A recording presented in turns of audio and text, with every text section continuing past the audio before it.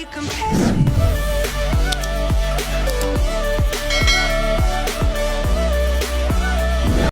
Hello everyone! So late upload na pala tong video na ito and dapat ipopost ko ito nung nakaraang week. Kaso puno yung schedule namin kaya ngayon ko lang ito i-upload. Dito nga pala pinaghihiwalay na ng aming guro yung seedlings na aming ginamitan ng tissue method. So may mga ilan na hindi tumubo.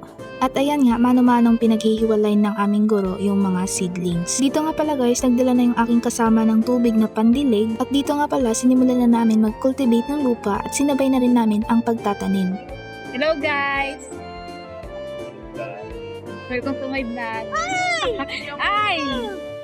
Ang nanay at tatay mo. Ay, alas mga adan. Ilang ganda sa Ayan nga, tuwang-tuwa ang bata kay walang discussion. Uy, since ngayon na ako nakapag-field ng actual, makikita nyo talaga na hindi talaga ako marunong.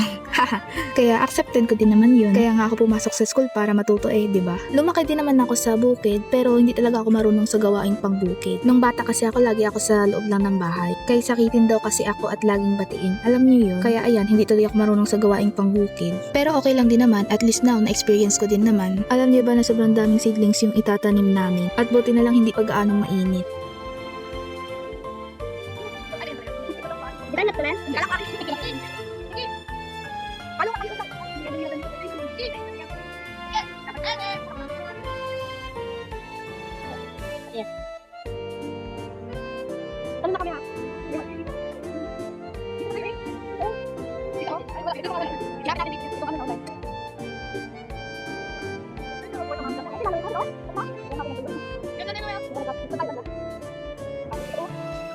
Dito nga pala, dinidiligan na ng aking kagrupo yung mga seedlings na natanim namin.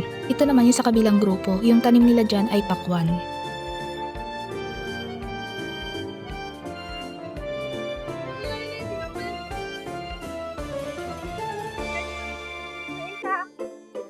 So after namin sa mga gawain, pinanglinisan na namin yung mga tray na aming pinaggamitan. Hanggang dito na lang, paalam!